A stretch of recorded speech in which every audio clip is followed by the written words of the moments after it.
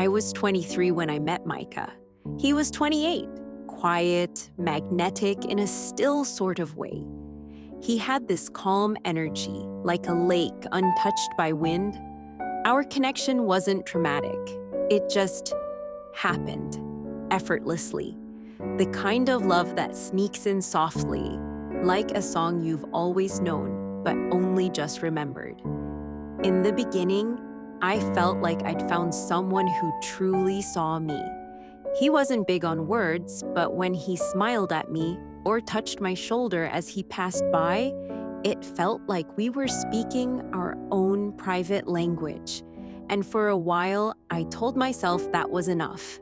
But over time, that silence between us started to feel heavier, like a code I could no longer understand. Something was missing, something that mattered more than I wanted to admit. Micah never told me he loved me, not once, not after a birthday dinner, not when I broke down crying in his arms, not even when I whispered it to him first, so softly I wasn't sure he heard me.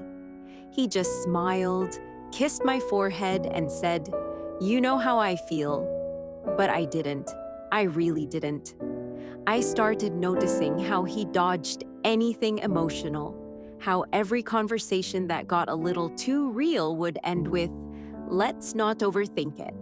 He never introduced me as his girlfriend. He never talked about our future.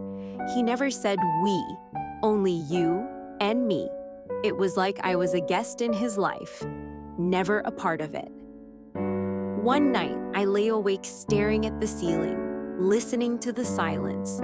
And in that moment, I realized something that hurt more than anything he'd ever done. I was in love alone.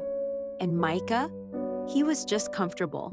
I had spent 3 years building a life around a man who had never told me how he truly felt.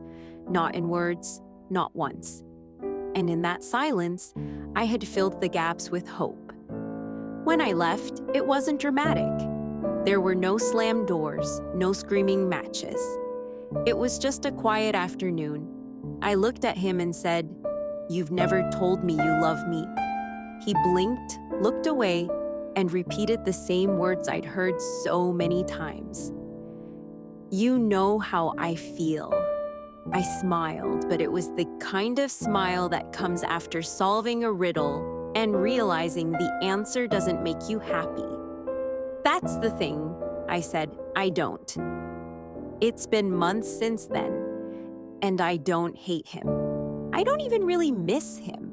But some nights, I catch myself remembering the way he used to look at me from across the room.